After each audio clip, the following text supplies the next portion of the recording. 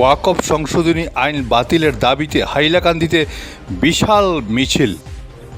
ওয়াকফ সংশোধনী আইন বাতিলের দাবিতে গতকাল হাইলাকান্দিতে বিশাল প্রতিবাদী মিছিলে এলাকা উত্তাল হয়ে ওঠে।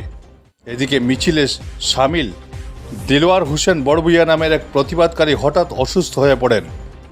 সঙ্গে সঙ্গে তাকে লালা হাসপাতালে ভর্তি করা হয়। দিলওয়ারের অসুস্থতার খবর পেয়ে হাসপাতালে উপস্থিত হন বিধায়ক সুজামুদ্দিন লস্কর।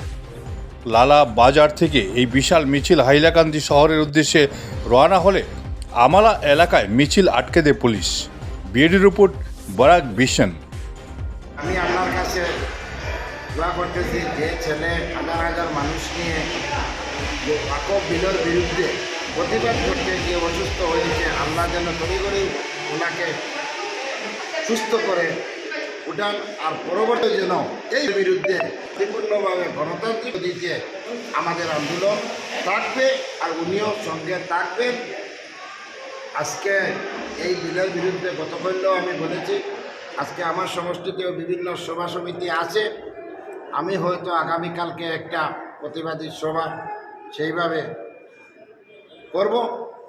সবার কাছে আপনাদের মাধ্যমে অনুরোধ যে জাতি ধর্ম বর্ণ নির্বিশেষে যেভাবে ইসলাম ধর্মের উপরে আঘাত করা হয়েছে সেটা ইসলাম ধর্মাবলম্বী লোকেরা কখনো মেনে নিতে পারবে না। আর সেটার বিরুদ্ধে বিভিন্ন রাজনৈতিক দল প্রতিবাদ করছে।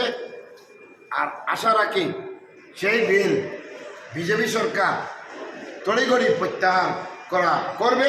আর আমাদেরও এই আন্দোলন যতদিন পর্যন্ত প্রত্যাহার করা না হবে গণতান্ত্রিক পদ্ধতিতে আন্দোলন চলবে।